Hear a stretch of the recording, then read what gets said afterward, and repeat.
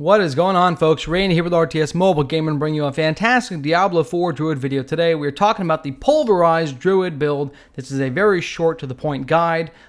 So let's talk about how the build works. As you're watching on the screen here, essentially you are generating 3 to 4 guaranteed Pulverize overpowers within every 22 to 24 second period. Okay, so you have a ton of overpowers coming out. If you are in a lot of mob density, you could have as many as 4 or 5 guaranteed overpowers, because you also get overpowers after every 20 kills. So really, this build focuses around utilizing your Grizzly Rage cooldown for your ultimate and a ton of overpower damage, slows, crowd control, decent amount of fortification, to have a crazy tanky build that slaps with enormous AoE damage around you, okay? In addition, when you have your Grizzly Rage active, you are gaining 10% critical strike damage that stacks every time you land a critical hit, so it really can escalate very quickly. You can snowball into 500,000 to 1 million damage, no problem, if you're able to trigger an Earth and Might key passive proc early on in your rage, okay? So hang tight. We're going to go ahead and take a look at the abilities and the legendary aspects in just a moment. Here we go. Like and sub. Alright, folks, and now we are back. We're going to talk real quick about the legendary aspects and the abilities that you need to make this Druid fantastic Pulverize Pew Pew build work, okay? It is very straightforward. There are a few alternative options for each piece, except for the helmet.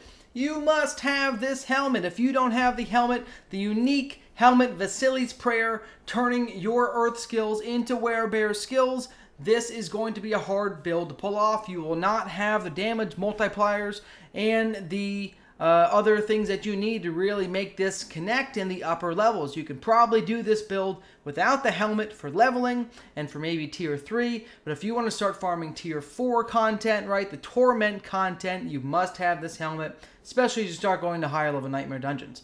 This, like I said, is going to turn all your Earth skills into Werebear skills, okay? This is going to go hand in hand with the chest, okay? So, this chest piece is also a unique. You don't have to have this chest piece, but if you do, this chest piece is going to give you an enormous amount of survivability. It is going to give you an enormous, insanely high, crazy pew-pew amount of damage, because remember I just said the helmet turns all your Earth skills into Werebear skills. Well, guess what? This gives +2 to all your Werebear skills. So this alone will give you +2 skill points to Pulverize, dramatically increasing your damage output. To all of your other abilities on the bar here, Trample will deal good damage. Your Debilitating Roar will be 4 out of 5, okay? Your Earthen Bulwark will be leveled up, alright? So this is a really amazing chest for all those reasons. It pairs very, very nicely with the helmet. I have seen people running builds without this chest. I can tell you right now, this is the best chest, hands down, to pair with this helmet. It's going to give you overpower damage, physical damage, okay? It's going to give you damage mitigation, armor, and of course all of these plus stats for your Werebear skills, which pairs great with the helmet. The helmet also gives fantastic overpower damage, okay, and overall damage bonus. So usually your helmet and your chest are highly defensive pieces. Here we are seeing a great balance of defense and enormous offensive overpower potential. Do not sleep on this chest helmet combination. They are key for farming the upper level echelon for the nightmare tiers, okay?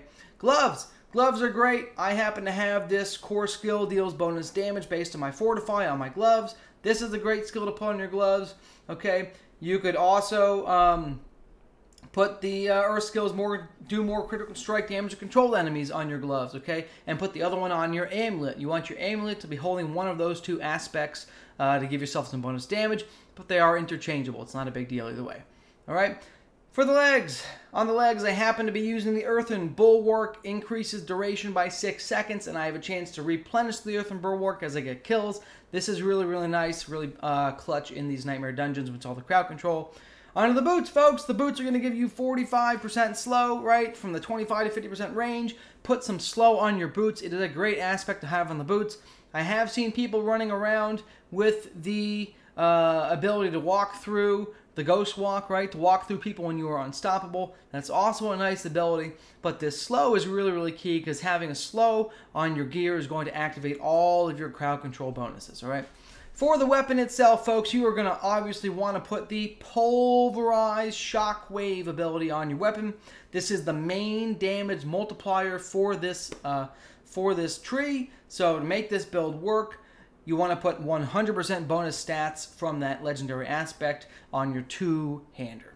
Okay? And then as far as bonuses on the gear itself, I have re-rolled this gear to be pretty optimized. Okay, as you're running with Werebear, you're actually going to have 3 different occasions where you're going to be able to trigger Overpower. As you can see here, I have 2 Overpowers just ready to go. You get an Overpower after 20 seconds in bear form, and you get an Overpower after 12 seconds for your next Pulverize. So basically, every 20 seconds, call it every 24 seconds, that's 3 guaranteed overpowers within 24 seconds, okay? In addition to that, you will be overpowering every 20th kill, so you could be seeing an enormous amount of overpowers, maybe 4 or 5 guaranteed overpowers within a 20-second period, depending on mob density, okay? So that is why I'm really focusing on overpower on the weapon. I really, really like this. It's been really amazing for me. You're also going to get bonus critical strike with your earth skills, okay? Injured is great, slow is great, core damage is great. The only thing I would say, if you really wanted, you could, in theory, roll off injured enemies and put, you know, plus damage to enemies who are controlled or plus damage to enemies who are healthy. The reason I say healthy is because when you are killing people with overpower, there is a good chance you're going to be one-shotting these mobs. So it's very rare, unless it's an elite, that you're going to be hitting a mob and it's going to be dropping to 70%, and then you're going to, you know, now gain all this injured bonus damage moving forward. However, this build does play out a little bit better against bosses and things like that, where they are going to be in that 80% HP and below range for a long period of time. That's a great weapon to have a trait with that on it. Alright, necklace, like I said, bonus damage when earth damage when they're controlled. Okay, on the ring, this is another key part of this build. These 2 ring abilities are actually the other 2 key parts of this build. You can't do the build without the helmet. There are 4 things you need to do this build, okay? You must have these minimum 4 things to do the build. You must have the helmet, you must have the Pulverize on your weapon, okay? And you must have the Grizzly Rage duration increase bonus and giving yourself 10% critical strike damage every time you crit, stacking up and up and up forever to infinity.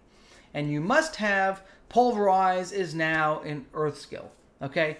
This is really key. Your helmet turns earth skills into bear skills, but your bear Pulverize is not an earth skill without this ability. You must have this ability. The tectonic spikes that come afterwards are nice. They don't do a whole ton of damage, so I wouldn't worry about those in comparison, right? As you can see here, my Pulverize is 6,000 to 7,200 damage hit.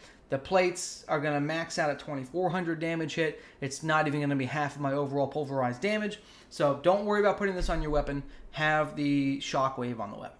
That is the gear, folks. Let's go ahead and take a look at the abilities. Let's keep this super duper short. All right, that's the Paragon tree. So, I happen to, and I know people who like to use Earth Spike. Let me tell you something. One of the hard parts about this build is spirit generation. So, having an Earth Spike that only generates 10 spirit, not very nice. Okay, having a Maul on my board that does 14 spirit generation has been really enjoyable for me. That is a 40% higher generation of spirit than Earth Spike.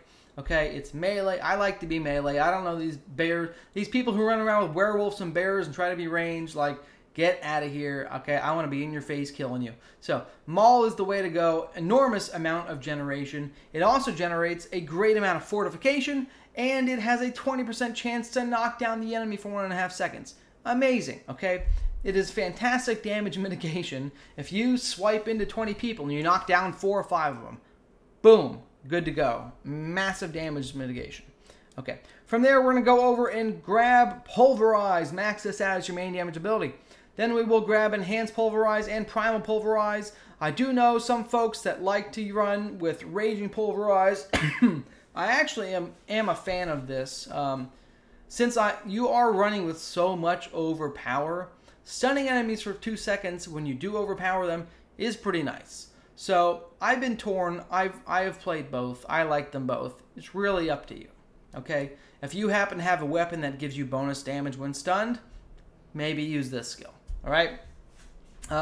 We also want to go ahead and make sure we max out Wild Impulses, so throw 1 point here and max that out. And then, of course, you want more crit, because the more critical strike chance you have, the more chance you have to trigger your Earth and Might and just do overall crazy damage.